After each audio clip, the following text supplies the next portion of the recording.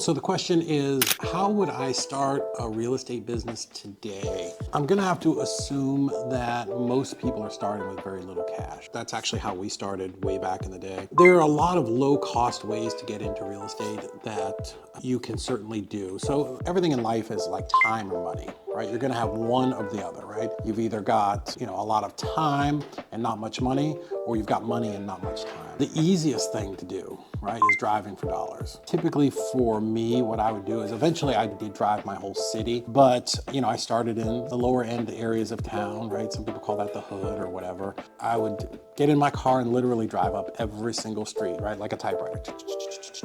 Always looking for properties that look like they're vacant, they're fenced and there's a lock on the fence and you could tell nobody's cut the grass in 6 months, or a bunch of those penny saver newspapers thrown in the driveway, or maybe you look at the house and you can see straight through because there's no curtains or just a bunch of trash left around. So what I'm doing is I'm writing all those addresses down. I literally had a little clipboard and a pad of paper, and it would sit on the armrest, and as I was driving 123 Main Street, 129 Main Street, whatever it is, we're writing all of those addresses down. I would do that for 2 or 3 hours a day and then go home. What my wife and I would do is, she mostly did all the admin type stuff, is she would go to the property appraiser's website, and this is free, you can do this in every city no matter where you're at. Type in 123 Main Street and it will tell you who the owner is. So in the old days we would type in the Excel sheet, okay, Bob Smith, 123 Main Street. And then I would look for, is the mailing address different from the physical address? Because if it is, that's what we call in the business, we call that an absentee owner, meaning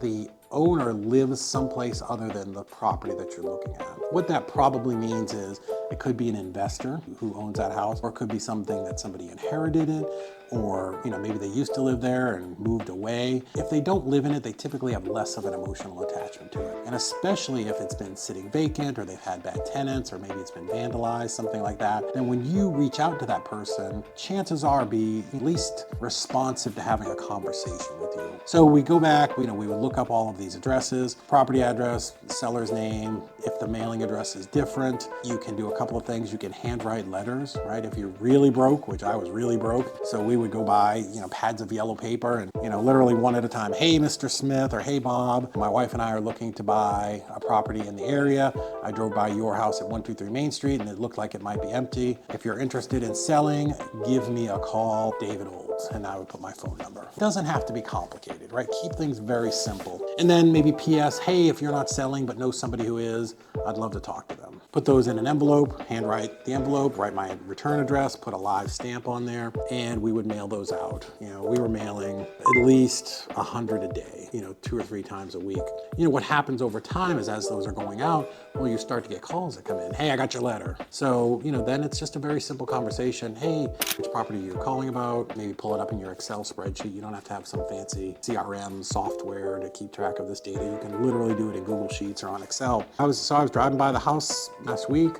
I was looking at some properties in the area and noticed it was vacant and was wondering if you might be interested in selling. Typically, people aren't going to call you if they have zero interest in selling. Now, they may be to you, or you may be aggravating them, but direct mail is something where I send it to them and then it's up to them to give me a call back. And then you want to determine if you have the ability to buy that at a discount, and if you do, you can go ahead and contract that. And once you've got a contract on the property, now you have the ability to sell that contract to somebody else, or you could close on it and just buy the house if you have the money. If you don't personally have the money, there's lots of people that you can borrow money from, private lenders, which is maybe your aunt who's got $100,000 sitting in the bank and she wants to get a good return. You can borrow that money and maybe pay her 8, 10, 12%. There are institutional lenders called hard money lenders. You can certainly borrow the money, but it's typically like $15,000 plus a couple of points. So they can be a little bit more expensive. But if you don't want to close on it, you can literally take that contract. Let's say you contracted it for $50,000, but it's worth $120,000 fixed up. And then you can go out and find a cash buyer and say, hey, I've got this property. It's worth $150,000, $140,000, and I can sell it to you for $65,000, 50% off, 60% off, whatever it is. You're going to find a cash buyer. So this is what's called wholesaling. We're literally just flipping paper.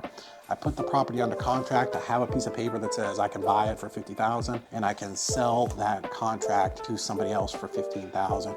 And when he closes, I get paid at the closing. So, in a nutshell, if I had to start again today and I had no money, I would go back to driving for dollars because that's how I started. It doesn't take a lot of upfront cost. It's not super expensive. Nothing thing we talked about other than stamps and gas is going to cost you any money, you know, and some pens and paper. It's just a willingness to go out there and find a way to, one, find somebody who's got a problem, which is a vacant house, talk to them, figure out what the issue is and how you can help them solve that problem. Now you've got a property under contract, and now we're going to go find a buyer who has a problem. And the buyer's problem is he needs his next deal, right? He's looking for a discounted property that he can't get from a realtor, right? That's the purpose that investors serve in our community today. So this guy is very, very happy to be buying something for $65,000, you know, 50 cents on the dollar. The value that wholesalers that we play in the marketplace is we go out and we do the work to track down these people who have a problem property that they need to sell. You know, there'll be a lot of comments here that no